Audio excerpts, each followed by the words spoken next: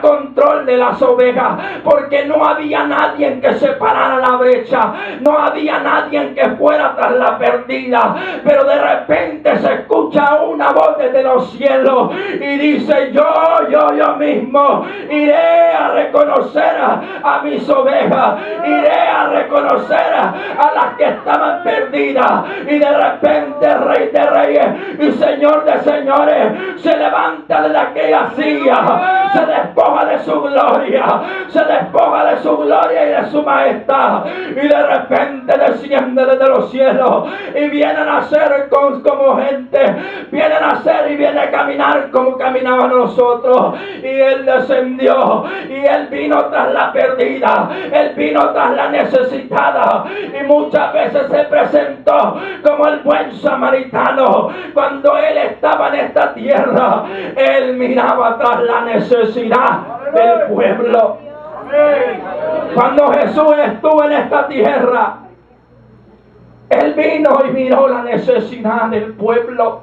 La Biblia dice que a los suyos vino, mas los suyos no le recibieron. Vino tras la perdida, vino tras su pueblo, mas su pueblo no quiso saber nada de Él, le dio la espalda. Pero dice la Biblia: mas a los que le recibieron, le dio potestad de ser hijos, llamados hijos de Dios.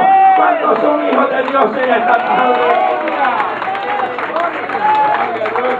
Estando perdidos en nuestros delitos y pecados, nosotros no encontramos a Dios. Muchos dicen: nosotros encontré a Dios. Yo encontré a Dios. Dios nunca ha estado perdido, Dios siempre ha estado allí.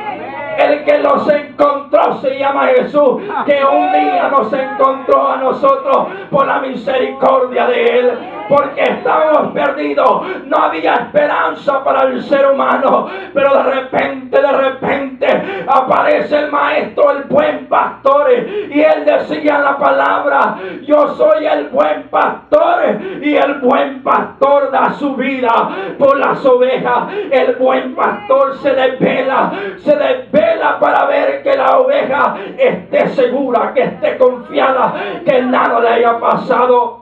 Si vemos a David cuando miraba que las ovejas llegaba un lobo, de repente David iba al encuentro de aquel lobo, al encuentro de aquel oso, al encuentro de aquel león.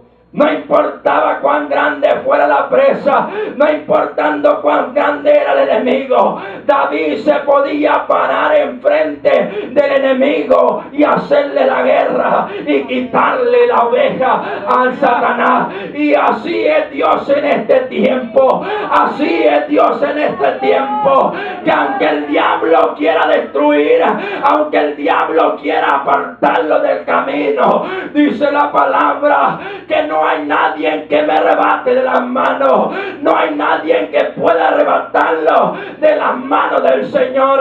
Cuando estamos confiando en aquel que los amó, confiando en aquel que los amó, y por cuanto Él nos amó, nosotros tenemos que estar agradecidos, nosotros tenemos que darle gloria, nosotros tenemos que dar alabanza a aquel que nos amó. Cuando le damos un gloria a Dios, porque Él nos amó. Él nos amó cuando estábamos muertos en nuestros delitos y pecados. Él vela día y noche. Él no es como nosotros que no dormimos, sino que Él no se cansa con cansancio, sino que Él está presto a la oración de su pueblo. El pastor de ovejas sabe cuando su oveja está herida. El pastor sabe distinguir cuando su oveja está enferma, cuando su oveja tiene hambre. Le conoce el sonido. Y al caso así no es Dios para con nosotros. ¿Acaso no es Dios así para con nosotros? Que escucha nuestra oración, que escucha nuestras necesidades. Aún no ha salido de nuestra boca y Dios ya ha contestado nuestra palabra. Aún no ha salido de nuestra boca y Dios ya está abriendo puertas, porque ese es el pastor de pastores, que usted y yo servimos a un Cristo vivo, a un Cristo resucitado, a un Cristo que murió y está sentado a la diestra del Dios Padre. Gracias a Dios. Mas Jesús, cuando vino a esta tierra, Él no andaba publicando quién era. Él no andaba publicando qué posición tenía, sino que Él le decía a los discípulos: ¿quién dice la gente que yo soy? Mas la gente, Pedro le dijo: tú eres el Hijo de Dios. Mas este Jesús no andaba publicando quién era y su posición ni de dónde había venido, sino la única ocasión que Él dice y se compara es en este libro, cuando dice: yo soy el buen pastor, y el buen pastor su vida da por las ovejas. Cuando estaba Jesús en esta tierra, iba tras los que estaban en necesidad. Jesús iba donde estaba la necesidad, donde estaba el problema. Allí llegaba Cristo, allí llegaba Cristo. Y en una ocasión había un paralítico que se encontraba pidiendo que Jesús le sanara. Mientras que Jesús pasaba por aquella aldea, aquel hombre le gritaba: Jesús, hijo de David, ten misericordia de mí. Mas los discípulos le decían: cállate, no molestes al maestro. Los discípulos le decían: cállate, no molestes al maestro. Mas aquel hombre seguía insistiendo, gritándole a Jesús: Jesús, hijo de David, ten misericordia de mí. Mas aquellos discípulos seguían diciéndote: cállate, no, ya no proclames ese nombre de Jesús. Mas la Biblia dice que Jesús seguía caminando todavía, pero dice que de repente Jesús se detuvo y escuchó la necesidad de aquel hombre y se paró y le dijo a aquel hombre: hombre, ¿qué quieres que haga contigo? Aquel hombre le dijo: yo quiero recibir el milagro.